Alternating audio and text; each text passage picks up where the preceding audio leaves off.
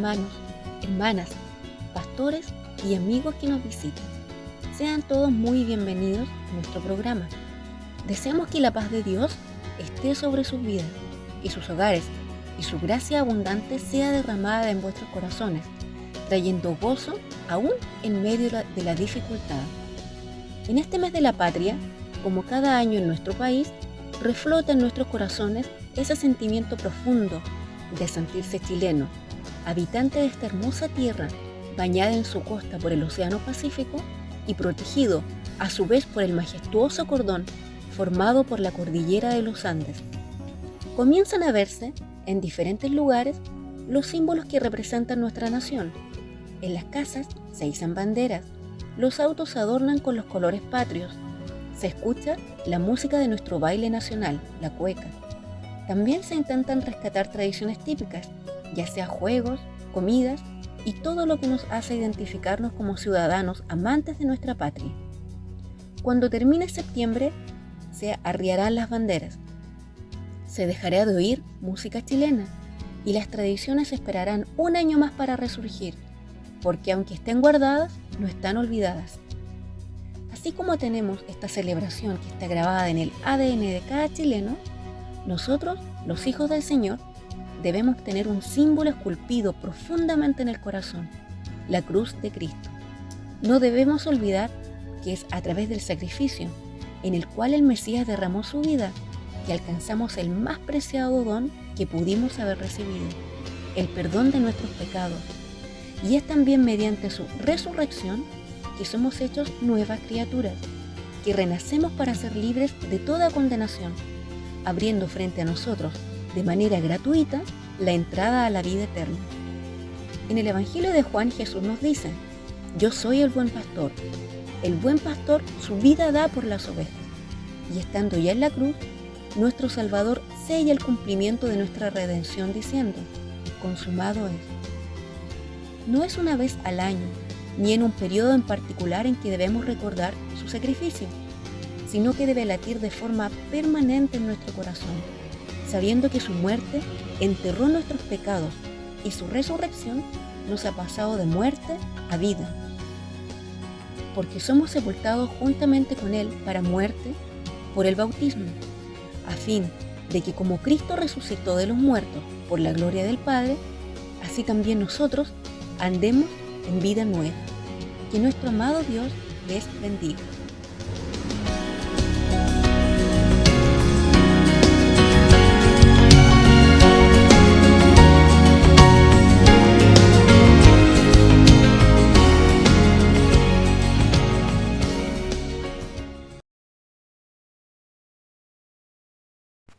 Buenas tardes, hermanos. Les saludo cariñosamente deseando que la gracia del Señor sea sobre sus vidas. Uno de los temores mayores que tuvimos al principio de esta pandemia fue el hecho de que nuestros templos se mantuvieran cerrados. Algo que fue tan normal para nosotros poder asistir a ellos, se nos está prohibido hace ya largos meses. Pero como siempre, nuestro Dios, en su infinita bondad, transforma cualquier situación, por muy negativa que sea, en algo positivo, en una bendición para aquellos que le buscan de corazón. Tal es así que a través de distintas plataformas virtuales hemos podido llevar la palabra del Señor hasta sus hogares. Cada persona que se ha dispuesto a predicar, a cantar, lo ha hecho con la intención de que el nombre de nuestro Dios sea exaltado y su palabra llegue a rincones donde jamás los imaginamos. Sobre todo, y lo más importante, a personas que no conocen al Señor. En este marco, les queremos hacer una importante invitación para el 18 y 19 de septiembre, este mes, donde se desarrollará la Convención Internacional de Jóvenes. Un evento que el Señor puso en el corazón de nuestros primeros pastores, este deseo de reunir a la juventud en fiestas patrias. Un evento que para muchos de nosotros nos trae hermosos recuerdos de nuestra juventud, de hermosas reuniones, de viajes en bus, de conversaciones con amigos y hermanos, y sobre todo de experiencias maravillosas con la presencia de nuestro Dios. Esto no lo podemos dejar pasar. Es por eso que nuestra iglesia ha dispuesto este día, ha dispuesto los medios, las plataformas, una vez más, para que todos, a través de nuestro país, nos mantengamos conectados este día. Será desde las 6 de la tarde hasta las 9 de la noche, donde nuestra iglesia local, nuestra iglesia Conchalí, también tendrá una participación. La invitación es totalmente abierta y especialmente a nuestros jóvenes. Participemos, compartamos, motivemos, invitemos a los demás, dispongamos ese tiempo con la única intención de buscar genuinamente a nuestro Dios. Vivimos días en que el llamado del Señor se hace más urgente que nunca. Buscadle mientras que Él pueda ser hallado. Aprovechemos esta oportunidad que el Señor nos brinda para poder participar. Que el Señor les bendiga. Convención Internacional de Jóvenes, 18 y 19 de septiembre, entre las 6 de la tarde y las 9 de la noche. El lema es que ellos se conviertan a ti y no tú a ellos. Que el Señor les bendiga.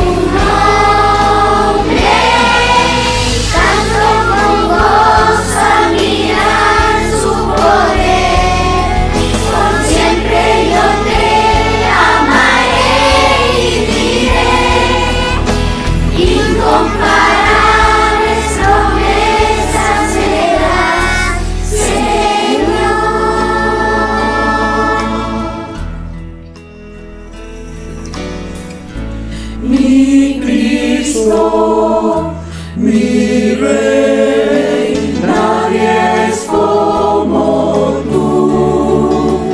Toda mi vida quiero exaltar las maravillas de tu amor.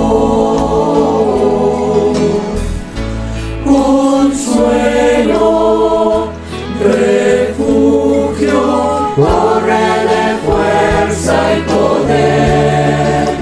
Todo mi ser, lo que yo soy, nunca cese de adorar.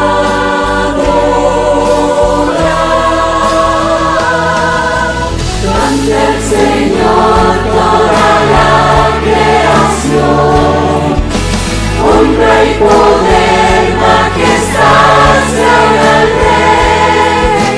Montes caerán y el mar rugirá al sonar de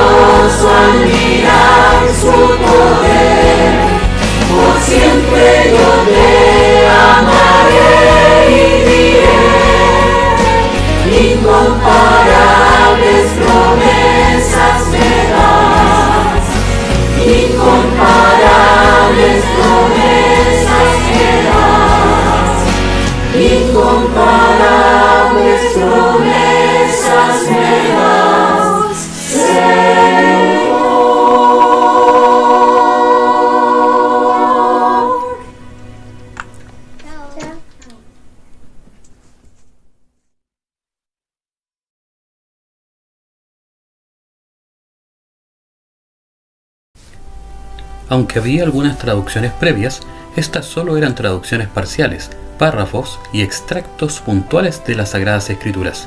No existía ninguna versión de la Biblia completa en idioma español hasta antes de 1569.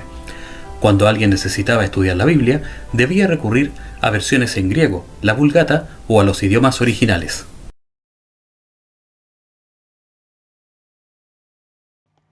En medio de una sociedad eminentemente analfabeta, con altos índices de pobreza y en medio de una feroz persecución por parte de la Iglesia Católica a cualquier atisbo de protestantismo, surgió el monje de la Orden de San Jerónimo, Casiodoro de Reina, quien abrazó la idea de traducir la Biblia al castellano. En ese entonces, cuando alguien quería o necesitaba leer la Biblia, debía recurrir a versiones en griego o a la Vulgata o a los idiomas originales. La Biblia se encontraba mayoritariamente en latín. Según el clero, el lenguaje sagrado era el latín, y los idiomas que hablaba la gente común eran demasiado vulgares y coloquiales como para ponerlas sagradas en dichos idiomas, denominados, por lo tanto, peyorativamente como idiomas vernáculos.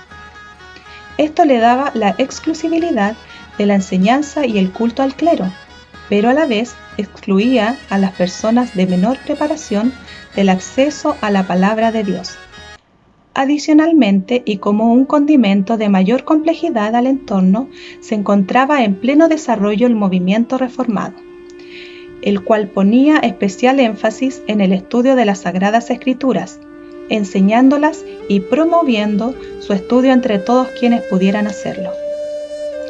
En vista de todas estas circunstancias, la lectura de la palabra de Dios era un privilegio al que muy pocas personas podían acceder, solo los más ricos, quienes tenían acceso a aprender a leer y escribir, los monjes, quienes debían estudiar la Biblia, o simplemente los eruditos en las universidades.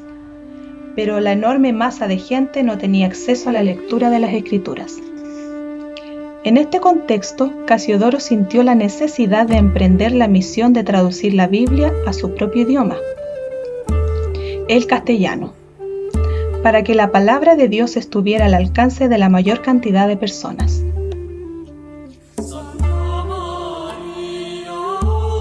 En términos personales, esta empresa significó enormes costos para Casiodoro.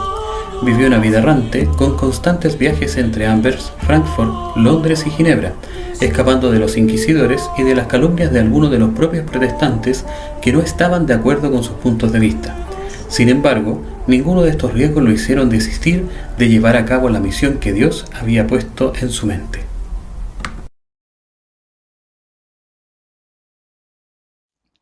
Casiodoro comenzó su proyecto de traducción de la Biblia en 1557. Para esto se basó en el texto masorético para el Antiguo Testamento y el Textus Receptus para el Nuevo Testamento.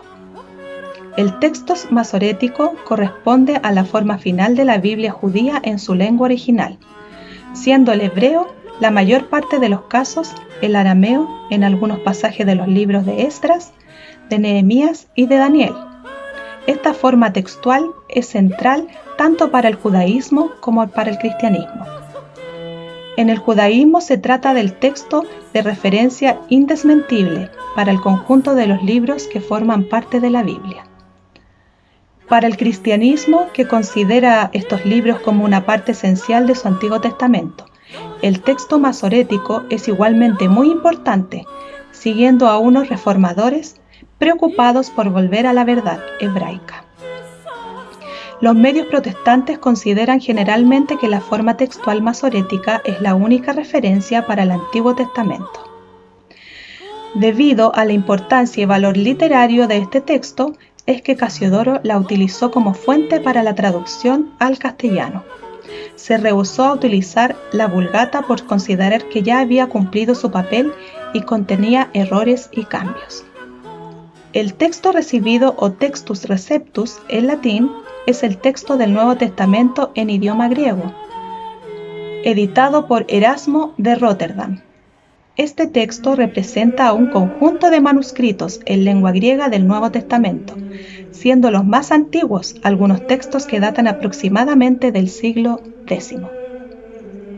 A partir de estos textos es que Casiodoro se dio a la misión de traducir la Biblia, siempre con el objetivo de ser lo más apegado posible a los textos originales para obtener el máximo de exactitud posible con el sentido original. Además de su incalculable valor intrínseco por tratarse de la palabra de Dios, esta traducción fue un enorme aporte al desarrollo y difusión del idioma castellano, debido al amplio uso de palabras, conceptos, figuras literarias, metáforas y estructuras gramaticales que están contenidas en sus páginas. La Biblia es el libro más veces impreso a lo largo de la historia. La Biblia es también el libro más leído, tanto en español como en cualquier otro idioma, superando a otras obras cúlmines de la literatura en habla hispana como Don Quijote de la Mancha, Historia de dos ciudades y 100 años de soledad.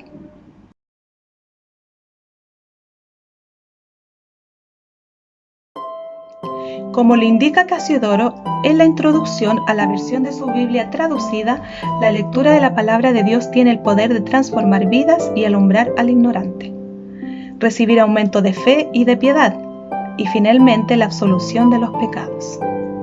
Este solo hecho nos hace entender el incalculable valor que subyace entre sus páginas. ¿Cuántos pecadores hemos encontrado salvación y consuelo en sus páginas? La Biblia está teñida con la sangre, aquellos valientes hombres que no dudaron en exponer y en muchos casos perder sus vidas por el hecho de llevarla al lenguaje del pueblo, a riesgo de ser perseguidos por la Inquisición. En términos literarios, la Biblia en castellano ha sido revisada en múltiples ocasiones, siendo la primera de ellas en 1602 por el monje y compañero de Casiodoro, Cipriano de Valera, de quienes toma nombre la Biblia que todos tenemos en nuestras manos, la Biblia Reina Valera. Otras revisiones posteriores son las de 1862, 1909, 1960, 1995, 2011 y 2015. Esta Biblia es la de uso más común y extendido entre las denominaciones cristianas de habla hispana, derivadas de la Reforma Protestante. Aún hoy día sigue siendo nuestra fuente de lectura, aprendizaje, corrección y consuelo. Como dice Jesús, escudriñad las Escrituras, porque en ellas os parece que encontráis la vida eterna. A continuación, una reflexión de la palabra de Dios en la voz de nuestro hermano Juan Pino. Muy buenas noches, mis hermanos. Damos gracias al Señor por esta nueva oportunidad que Dios nos da y nos brinda de poder llegar hasta cada uno de sus hogares. Agradecido al Señor porque podemos saludarle, especialmente a nuestro pastor Luis, nuestra pastora Jovita, esperando que el Señor esté con ustedes, guardándoles, fortaleciéndoles y animándoles, dándoles fuerzas. Damos gracias a Dios porque ha transcurrido quizás el tiempo, los meses, y seguimos usando estos medios, los cuales han sido de bendición, y esperamos en el Señor que sigan siendo de bendición. Hoy me ha correspondido poder entregar la palabra del Señor, y solamente le pedimos a Dios que nos conceda la gracia, la sabiduría para poder entregar lo que por gracia hemos recibido. Queremos pedirle al Señor su dirección, su apoyo, su respaldo en todo lo que queremos. Y deseamos que el Espíritu Santo de Dios sea tocando cada una de sus vidas a través de la palabra del Señor. La palabra de Dios la encontramos en 1 de Pedro, capítulo 1, versículos 6 y 7. 1 de Pedro, capítulo 1, versículos 6 y 7. Le voy a dar lectura en el nombre del Padre, del Hijo y del Espíritu Santo. Amén. En lo cual vosotros os alegráis, aunque ahora por un poco de tiempo, si es necesario, tengáis que ser afligidos en diversas pruebas, para que sometida a prueba vuestra fe, mucho más preciosa que el oro, el cual aunque perecedero se prueba con fuego, sea hallado en alabanza, gloria y honra cuando sea manifestado. Dios bendiga su palabra y Dios coloque en nosotros ese sazón del cielo para poder desarrollar esto tan especial que hoy día el Señor ha puesto en mi vida, y deseo que a través de esto usted pueda recibir bendición del Señor. Encontramos a través de la palabra del Señor una palabra muy a tiempo, en la cual el Señor nos habla a través del apóstol Pedro. Una carta que escribió Pedro en un momento en que la iglesia era perseguida, era atormentada, estaban viviendo tiempos difíciles y necesitaban fortalecerse, necesitaban palabra que les diera esperanza. Y a través de esta carta, Pedro estaba preparando al pueblo para poder que estuviera listo para el momento en el cual ellos tenían que enfrentar esta prueba. Iban a ser perseguidos, iban a ser castigados duramente, pero él quería infundir confianza, seguridad de que había alguien con ellos, que a pesar del sufrimiento, a pesar de la persecución, el amor de Dios les iba a guardar. Por eso que cuando el apóstol Pedro escribe esta carta y dice: lo cual vosotros os alegráis, aunque ahora por un poco de tiempo, si es necesario, tengáis que ser afligidos en diversas pruebas. Las pruebas era la persecución que estaban viviendo ellos en ese momento. Entonces, qué importante es cuando Dios nos coloca palabra para que nosotros podamos ser fortalecidos, podamos ser animados en el momento de la prueba, en el momento de la dificultad. Yo sé que todos hemos tenido que enfrentar momentos difíciles. Todos de una u otra forma hemos vivido momentos que muchas veces hemos pensado que ya no vamos a salir de aquello, o nos quedamos muchas veces pegados en la situación y nos cuesta avanzar.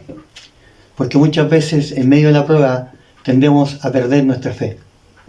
Por eso es que en el versículo 7 el apóstol le escribe: para que sometida a prueba vuestra fe. Y ahí reconoce algo muy especial, que la fe es algo fundamental. Dice que mucho más precioso que el oro, el cual, aunque perecedero, se prueba con fuego. El oro es probado con fuego. Para sacar lo puro del oro es a través del fuego. Pasa por un proceso bien difícil de quizás de asumirlo, porque el fuego es el que consume toda aquella escoria y deja solamente lo más puro. Y dice: sea hallada en alabanza, gloria y honra cuando sea manifestado. El que se tenía que manifestar era Jesucristo. Por eso es que a través de esta epístola Dios le quería entregar al pueblo fortaleza, le quería entregar ánimo. Y yo lo quiero llevar ahora para que paralelamente a este versículo podamos abrir nuestras Biblias en el libro de Daniel, capítulo 3.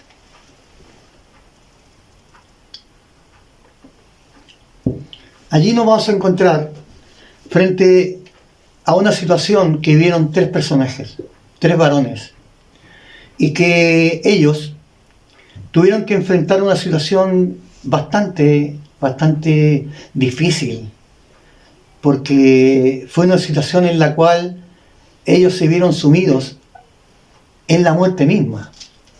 Pero aquí vamos a ver a través de la palabra cómo Dios se manifiesta hacia ellos, cómo Dios muestra su amor, cómo Dios en su infinita misericordia les guarda, a pesar del momento y la situación que ellos iban a vivir. Y vamos a hacer un contexto general de lo que en el capítulo 3 de Daniel nos escribe. Y él dice en el versículo 1: el rey Nabucodonosor hizo una estatua de oro, cuya altura era de 60 codos, y su anchura 6 codos. La levantó en el campo de Dura, en la provincia de Babilonia. El rey Nabucodonosor levantó esta estatua con un propósito, y el propósito era de que el pueblo adorara en un momento en el cual sonara la bocina, sonaran todos los instrumentos, el pueblo, todo adoraran a esta estatua. Él congregó a toda su gente, a todos, dice, a los sápatras, a los tesoreros, consejeros, jueces, todos los gobernadores de las provincias. O sea, él congregó a toda la gente en ese lugar y que en el momento en que sonara la música, este pueblo tenía que adorar a esa estatua. Y habían 3 personajes, Sadrach, Mesach y Abednego, que eran judíos que habían sido tomados, prisioneros, llevados a este lugar, y que el rey los había puesto por eminencia. Ellos eran hombres que tenían a cargo un poder quizás muy especial de gobernar los negocios, dice, y los negocios ahí estaban gobernando en esos lugares. Entonces ellos eran como los gerentes general de las empresas. Mire la capacidad que tenían estos personajes, una capacidad especial. Eran buenos para los negocios porque allí los tenía ahí arriba. Entonces, mediante este edicto que había mandado el rey, se congregaron todos, sonó el clarinete y todo, y adoraron a esta estatua. Pero estos 3 personajes no lo hicieron. Y siempre, bueno, hay gente envidiosa, hay gente que está mirando muchas veces, y fueron ante el rey a decirle que habían 3 personajes que no lo habían hecho. Que cómo era posible que tú, oh rey, tienes a esos 3 personajes ahí, los tienes arriba y mira, no te han obedecido.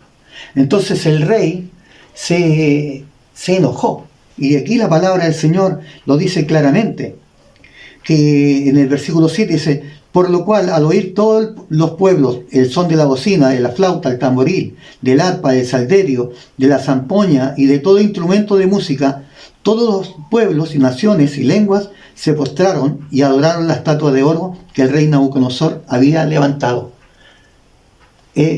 Se produjo el momento en el cual el rey hizo lo que tenía que hacer. Y en obediencia, digamos, el pueblo se sumió en esa adoración a esa estatua. Pero en el versículo 12 dice: hay unos varones judíos, los cuales pusiste sobre los negocios de la provincia de Babilonia, Sadrach, Mesach y Abednego. Estos varones, oh rey, no han respetado, no adoraron tus dioses, ni adoran la estatua de oro que has levantado. Y ahí produjo algo en el rey. Dice que entonces Nabucodonosor dijo con ira y con enojo que trajesen a Sadrach, Mesach y Abednego. Y al instante fueron traídos estos varones delante del rey.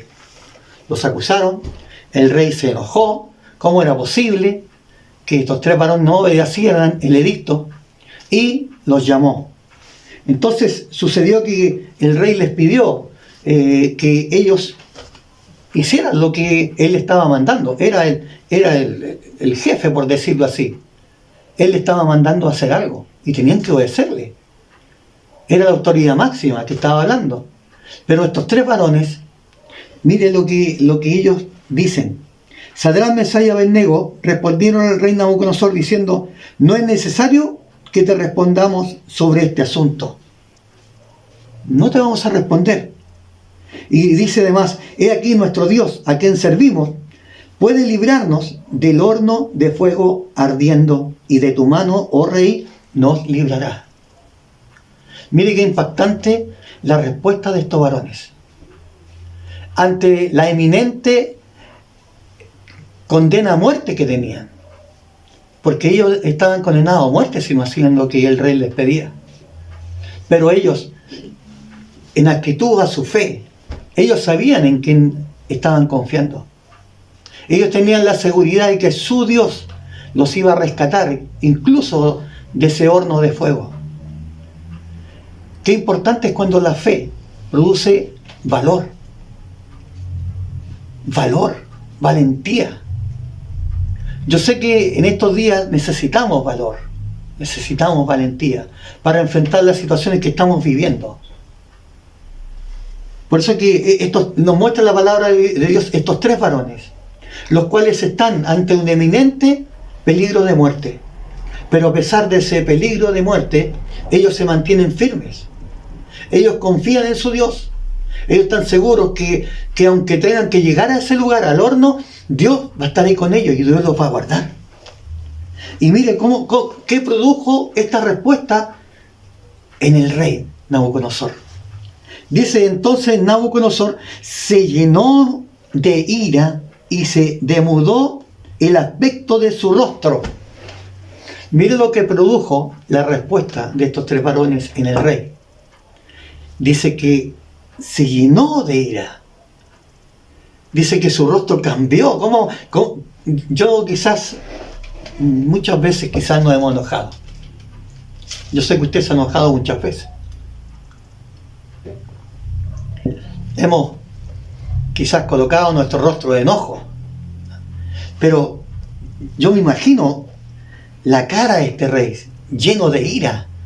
Yo creo que se colocó colorado, de rabia, de impotencia, al ver que estos 3 varones no le obedecían. Y le dio tanta ira, tanto enojo, que dice que, y mandó a hombres muy vigorosos que tenía en su ejército, que atasen a Sadrach, Mesach y Abednego para echarlos en el horno de fuego ardiente. Mandó a soldados vigorosos, fuertes, para que llegaran y lo atasen. Ataron a estos 3 varones. Y dice que el horno lo calentó 7 veces más. 7 veces más. Y como la orden del rey era apremiante, era tan llena la ira de ese varón, que lo único que quería era deshacerse de esos 3 varones. ¿Qué hizo? Dice que los ató. Lo ataron. Y como la orden del rey era apremiante y lo habían calentado mucho, la llama de fuego mató a aquellos que habían alzado a Sadrach, Mesach y Abednego. Mire lo que sucedió. Hombres que llegaban hombres, dice, vigorosos, llegaron y lo tomaron y lo ataron, porque los ataron. Yo no sé de qué forma, pero acá dice la palabra del Señor que fueron atados con sus manos, con sus calzas, sus turbantes y sus vestidos. O sea, todo amarrado, todo anudado. No tenían cómo moverse. Yo creo que lo hicieron como una momia, no sé. Y ahí lo echaron al horno. Y esos hombres que echaron a estos 3 varones, dice que murieron. Murieron quemados, porque era tanto el calor. Imagínese usted. Entonces, aquí viene lo impactante. Y aquí viene lo glorioso, hermanos. Que es cuando quizás se hace realidad la palabra de Dios. Dios guarda a los suyos. Dios cobija a los suyos. Y dice: entonces el rey Nabucodonosor se espantó y se levantó apresuradamente. ¿Qué es lo que vio el rey que lo hizo espantarse? ¿Qué causó ese espanto, ese temor, ese miedo? Eso como que lo sorprendió algo. Y él dice que se paró apresuradamente. ¿Qué pasó acá? Algo pasó acá. ¿No echaron a 3 varones atados dentro del fuego? Ellos respondieron al rey: ¿es verdad, oh rey? Sí, echamos a 3 varones. Son 3 los varones que están adentro. Y él dijo: he aquí, yo veo 4 varones sueltos que se pasean en medio del fuego sin sufrir ningún daño. Y el aspecto del cuarto es semejante a hijo de los dioses. Aleluya. Este rey vio algo sorprendente. Él echó a 3, pero él estaba mirando a 4 ahora. Veía que en ese lugar estaban 4 personajes. Y un personaje era con un rostro realmente hermoso. Tenía un reflejo, dice que quizás, yo creo que incluso no podía ver su rostro, porque el aspecto era semejante a los hijos de los dioses. Y dice: entonces Nabucodonosor se acercó a la puerta del horno de fuego ardiente y dijo: Sadrach, Mesach y Abednego, siervos del Dios Altísimo, salid y venid. Entonces les hizo salir.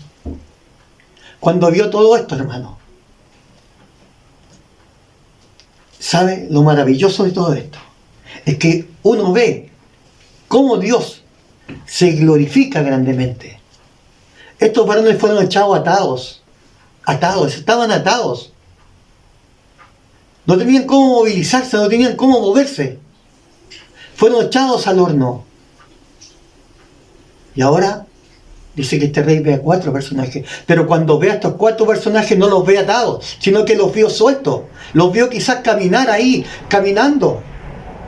Estos 3 varones, imagínense lo que ellos sintieron, estos 3 varones, al ver a este 4º personaje que entró en ese horno, que compartió con ellos ese fuego. Lo que sintieron estos varones, cómo glorificarían a Dios, cómo exaltarían a Dios. Allí yo creo que se movían, levantaban sus manos, quizás glorificando, adorando a Dios. Qué hermoso, hermanos, cuando el hombre, a pesar de las pruebas, siente que Dios está ahí con él y adora a Dios. Adorando a Dios en medio de las pruebas. ¿Cuánto cuesta adorar a Dios en medio de las pruebas? ¿Cuánto cuesta quizás exaltar a nuestro Dios en medio de las pruebas? En medio de las dificultades. Estos 3 varones se vieron sumidos al borde de la muerte, pero no tuvieron temor. Hubo una fe, hubo una convicción, hubo una certeza de que Dios estaba con ellos. Hoy en estos tiempos, Dios está con su pueblo. Dios está en medio quizás de esta pandemia. Hoy día miraba las noticias, quizás más de 27 millones de personas han sido contaminadas por esta enfermedad. Más de 800.000 personas han muerto. Esa es la realidad. Es una realidad que no podemos nosotros escapar. Y ahí estamos nosotros. Ahí está la iglesia de Jesucristo hoy día, sumida en este fuego, metida en esta pandemia. Pero cuando nosotros pensamos cómo Dios está con nosotros, Dios está con nosotros, Dios se está moviendo con nosotros, así como estuvo ese 4º personaje allí, en ese horno, con esos 3 personajes, hoy día Jesucristo está con su pueblo. Hoy día el Señor está con usted. Hoy día el Señor está conmigo. Por un momento sí, por un momento va a ser esta prueba. Pero ya vendrá la recompensa. Ya vendrá el deseado de las naciones. Qué hermoso cuando nosotros pensamos que Cristo se tiene que manifestar. Dios ha manifestado grandemente en su vida y en mi vida, hermanos. Ya hemos visto cómo la gloria de Dios hoy día está produciendo algo especial. Estos hombres no estaban siendo probados por su fe. El hecho es que la fe los puso allí. La fe los puso allí. Su fe, su confianza los puso ahí. Ellos creyeron, prefirieron creer en su Dios, aferrarse a su Dios, que obedecer a un hombre que le estaba pidiendo algo que iba en contra de todo lo que ellos sentían. Es hora, hermano, es hora hoy de levantar nuestras manos en alabanza a nuestro Salvador. En Cristo somos libres. No importa la prueba, la aflicción o problema que estemos pasando. Cristo nos liberta. Cristo rompe esas ataduras, hermano. Así como las rompió con estos 3 personajes ahí en el fuego, en el horno. Sabe que Cristo rompe las ataduras, rompe las cadenas para que nosotros seamos libres. Usted es libre. Usted es libre. Siéntase libre. A pesar de que estamos hoy día enclaustrados, estamos hoy día ahí encerrados en nuestras casas, quizás no podemos salir, no podemos quizás ir a nuestras iglesias, no podemos congregarnos, no podemos ir a un punto de predicación. Pero sí podemos hacer algo, en mantener nuestra fe viva. Tenemos a un Dios que está con nosotros. Él no nos ha dejado, no nos ha desamparado. Él ha estado en medio de la prueba que usted ha pasado. Sí, usted que ha pasado allí en un hospital quizás estuvo usted, pero allí el Señor estuvo con usted. Se ha dado cuenta que a pesar de muchas situaciones ha habido algo especial. Cómo Dios se ha movido, cómo Dios ha engrandecido su nombre. Es porque no estamos solos. Es porque Dios es con su pueblo. Dios nos ama en gran manera. La misericordia de Dios es abundante. Alegrémonos y regocijémonos sabiendo que el 4º hombre está en el horno junto con nosotros. Alégrese, hermano. Alégrese. Alégrese porque, mire, llevamos, no sé, desde marzo hasta este mes, 6 meses, quizás 7 meses ya, en los cuales no podemos ir a nuestra iglesia. Pero en estos 7 meses hemos visto cómo nuestro Dios ha estado con nosotros, ha estado con usted, ha estado conmigo, porque es Cristo el que se revelará en tu prueba. Y el fuego quemará todas esas cuerdas que te atan. Es Cristo el que se va a mover en medio de nuestras circunstancias. Por eso, en esta noche, yo le quiero entregar esta palabra de confianza, esta palabra de seguridad, para que sometida a prueba, vuestra fe, mucho más preciosa que el oro, el cual aunque perecedero, se prueba con fuego, se hallará en alabanza, gloria, honra, cuando sea manifestado Jesucristo. El Señor se ha manifestado en nuestras vidas, en medio de esta pandemia. Y deseamos que el Espíritu Santo de Dios siga inundando nuestras vidas. Quiero dejarle a usted una tarea. Cuando usted, antes de acostarse, lea el Salmo número 34. Allí va a encontrar 3 grandes verdades por las cuales nosotros debemos adorar a Dios. Debemos adorar a Dios. Y en medio de la prueba, en medio de las circunstancias, debemos adorar a Dios. Hay que adorar a Dios en todo tiempo. En todo tiempo tenemos que adorar a Dios. Debemos adorar porque Él nos librará. Él nos va a librar. Debemos adorar a Dios porque Él, solo Él, nos trae verdadera esperanza. Estas 3 grandes verdades usted las encontrará en el Salmo número 34. Léalo.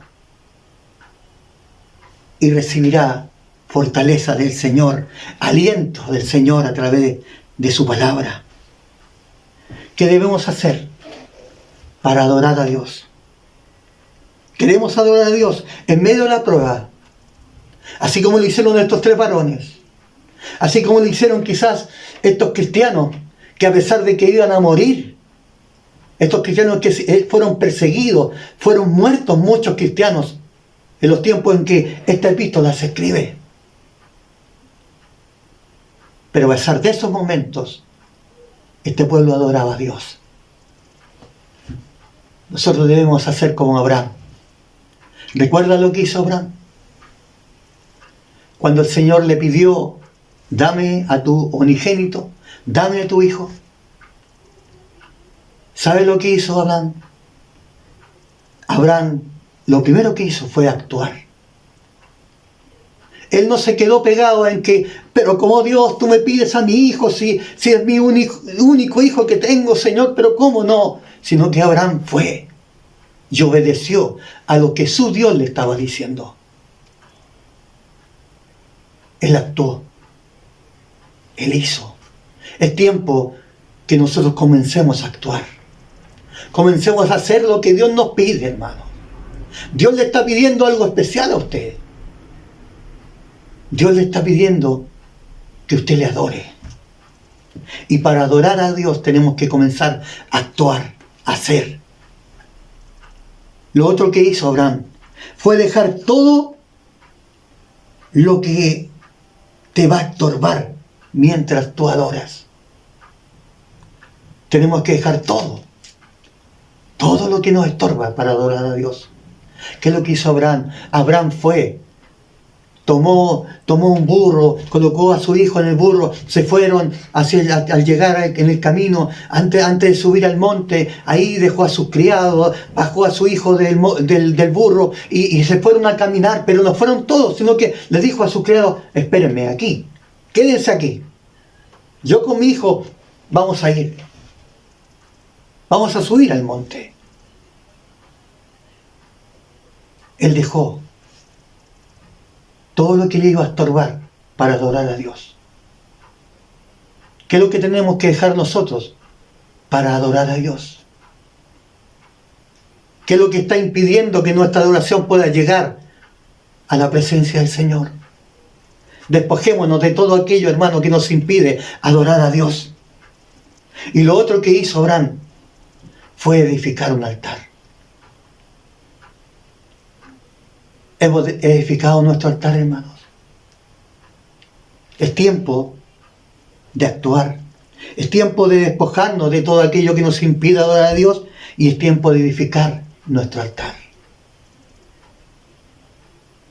En esta noche Dios quiere bendecirnos.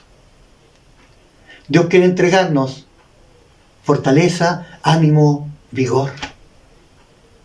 Y aquí está su palabra revelada hacia nosotros. Aquí está la palabra de Dios. ¿Dónde más iremos si solamente Dios tiene palabras de vida?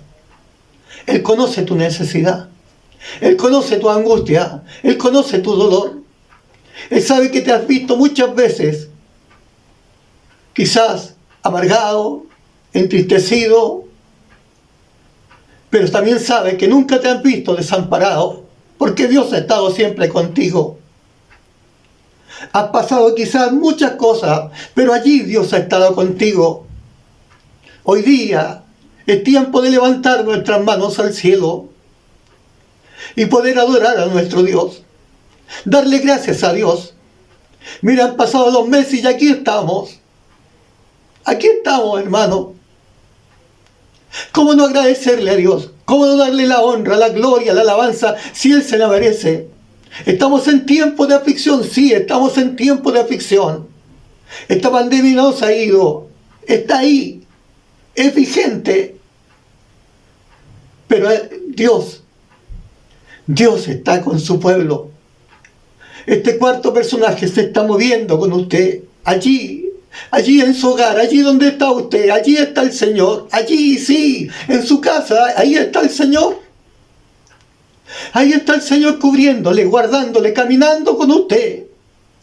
Quizás usted no puede salir afuera, pero allí está Dios rodeándole, guardándole. Siéntalo en su vida. Sienta el amor de Dios. Sienta como esas caricias que Dios nos quiere entregar y que a través de esas caricias nos quiere fortalecer porque sabe que somos débiles. Somos débiles, hermanos. Por eso el Señor en esta noche le bendiga. Que su palabra haga vida en su corazón y en mi corazón. Y que podamos hoy día, en este día, tener esta esperanza viva. Una esperanza viva que nos mantiene, hermano. Así como mantuvo a estos 3 personajes. Hoy día, esta esperanza está manteniendo a la iglesia de Jesucristo. Mantengámonos vivos, hermano. Mantengámonos con esa esperanza. Que esa llama no se apague, sino que sigamos encendiendo esta llama. Que el Señor siga en medio de nosotros moviéndose grandemente. Dios le bendiga. Dios le guarde. Que el Señor sea con cada uno de ustedes. Y que la palabra de Dios siga fluyendo, siga corriendo como un río, como un gran manantial sobre cada uno de nosotros. La necesitamos, hermanos. Necesitamos que la palabra de Dios fluya sobre nosotros. Dios nos bendiga, Dios nos guarde. Y para el Señor que vive, sea la honra, sea la gloria y sea la alabanza desde ahora y para siempre. Amén.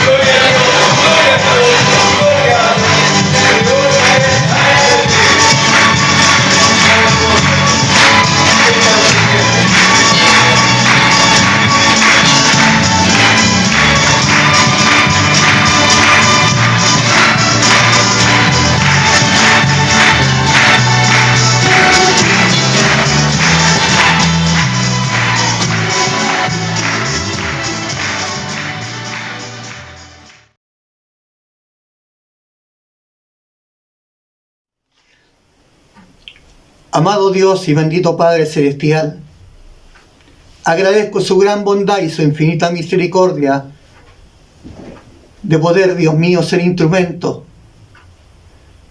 para entregarle su palabra. Deseo, Señor, que su palabra corra como un río y que usted bendiga a su pueblo grandemente, Señor. Sabemos, Señor, que quizás hay algunos que sufren, pero en medio de ese sufrimiento, Señor, allí está usted, Señor, moviéndose. Hay algunos, Señor, que han caído en enfermedad, Señor, pero allí está usted, Señor. Su brazo de amor se ha movido grandemente. Yo le pido en esta noche, Señor, que usted les bendiga, que usted les guarde, Señor. Que el amor de Dios y la paz de Jesucristo reine en cada uno de nuestros corazones, Señor. Sea usted obrando a través, Señor, de su poder. Gracias, Señor Jesús, por todo lo entregado y por todo lo dado, Señor. Y usted bendiga a su pueblo grandemente, Señor. Y le pido su bendición por todo lo que hemos hecho en el nombre de Jesucristo, nuestro amado y bendito Salvador. Amén y amén. Gloria a Dios, gloria a Dios, gloria a Dios para siempre.